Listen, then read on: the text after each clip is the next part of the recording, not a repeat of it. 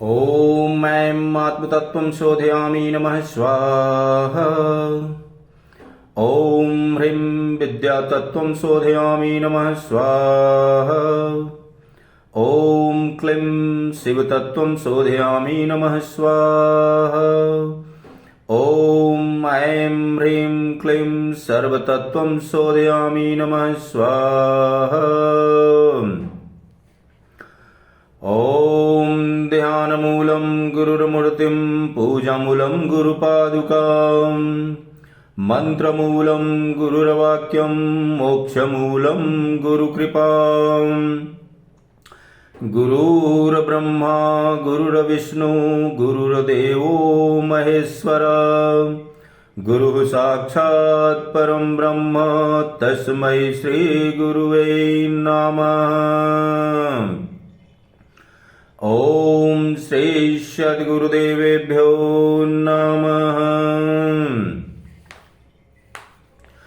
परम पूज्य इष्टदेव एवं उपस्थित भगवत भक्तों, आज के प्रवचन में मैं शिवलिंग के पूजन के बारे में, पूजा के बारे में बताना चाहूंगा, क्योंकि बहुत लोगों के अंदर यह भ्रांति है कि शिव जी के लिंग का पूजा हमारे सनातन धर्म में जो होता है यह क्या उचित है या अनुचित है, और अन्य धर्म वाले भी इस संदर्भ को लेकर काफी ही वाद विवाद करते हैं। और वास्तविकता यह है कि पूर्ण रूप से हमें जानकारी न होने के कारण न ही हम लोग उन्हें अच्छी तरह समझा पाते हैं और न ही स्वतः समझ पाते हैं। आज के दुनिया में लोगों का धारणा यही है कि शिव जी का लिंग और पार्वती जी का भग दोनों एक दूसरे से जुटे हुए हैं और दोनों की पूजा आराधना की जाती है। परंतु प्रेमी सज्जनों, वास्तविकता ऐसा नहीं है। कहीं कहीं यह भी उल्लेख मिलता है कि पहले जमाने में ऋषि मुनि, हमारे मनीषी, जब ध्यान अवस्था में बैठते थे तो वह दीपक जलाकर और वह जो लौ निकलता है, प्रकाश निकलता है, उस लौ के ऊपर ध्यान लगाकर और समाधि को प्राप्त करते थे, तुरिया अवस्था में आते थे। परंतु प्रेमी सज्जनों, होता क्या था, उसमें जब भी थोड़ा सा हवा चलता था तो वह जो लौ है दीपक का, वह हिलने लगता था, डगमगाने लगता था। तो ध्यान जब लगाते थे तो वह एकाग्रचित ध्यान उस लौ पर नहीं हो पाता था।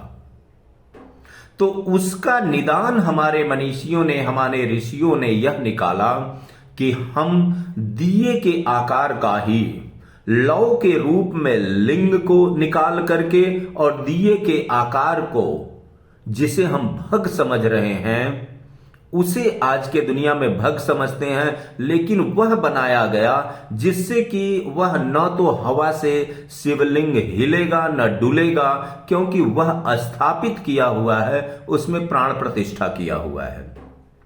और इस तरह से अपने मन को एकाग्रचित करके उस लिंग में ध्यान लगाया जा सकता है।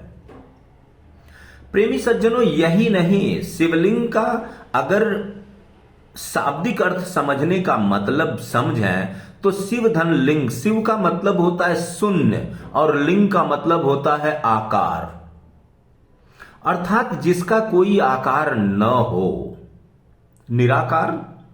अब निराकार का मतलब यह है कि निर्धन आकार इत निराकार, यानी कि नीर यानी जल, और जल का आकार आप उसे अगर ग्लास में डालेंगे तो वह ग्लास के आकार का हो जाएगा, उसे लोटे में डालेंगे लोटे का आकार हो जाएगा, बाल्टी में डालेंगे बाल्टी का आकार हो जाएगा।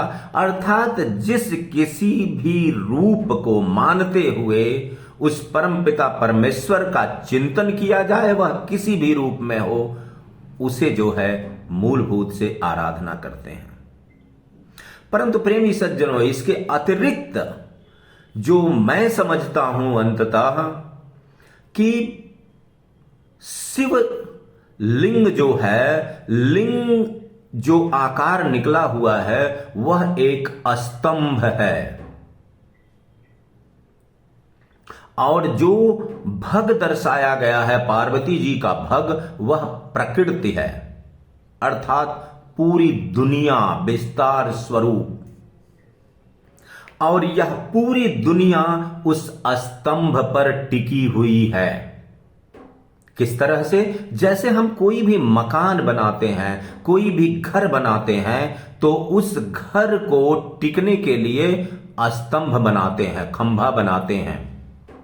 तो उसी प्रकार से इस दुनिया को टिके रहने के लिए वह जो स्तंभ है परमपिता परमेश्वर स्वरूप, वह लिंग के तरीके का है, लिंग के आकार का है। और जो प्रकृति है, पूरा विश्व संसार, यह भग के आकार का है, अर्थात पूरी दुनिया टिकी हुई है उस स्तंभ पर, उस परमपिता परमेश्वर पर।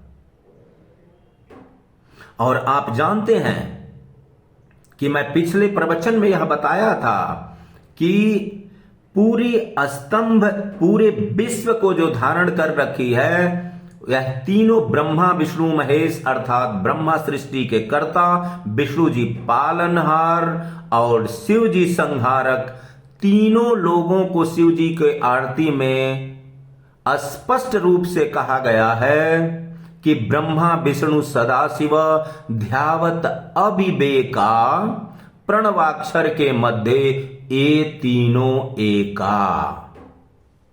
यह तीनों एक ही हैं। जो अविवेक लोग हैं, ज्ञानहीन व्यक्ति हैं, वो अलग अलग समझते हैं, लेकिन जो पूरे विश्व को धारण किया है वह स्तंभ रूपी शिव का लिंग जो दर्शाया गया है वह स्तंभ है, और वही तीनों स्वरूप है और पूरे विश्व को धारण कर रखे हैं। तो प्रेमी सज्जनों, मूलभूत से इस संसार रूपी जो भग दर्शाया गया है वह पूरा प्रकृति है, संसार है। और जो स्तंभ दर्शाया गया है, लिंग दर्शाया गया है, वह स्तंभ है जिसके माध्यम से पूरा विश्व, पूरा दुनिया, पूरा ब्रह्मांड टिका हुआ है। बस अपने मन की विकार भावनाओं को छोड़िए और धार्मिक रास्ते पर चलते हुए प्रभु का चिंतन करिए। बस इन्हीं शब्दों के साथ आज के प्रवचन को मैं यहीं पर विराम देता हूं, और आप सबसे अनुरोध करता हूं कि आप सब मेरे वीडियो को लाइक करें, सब्सक्राइब करें, तथा अपने परिजनों व मित्रों में भी वितरित करके उन्हें भी इससे लाभान्वित होने का मौका प्रदान करें। धन्यवाद।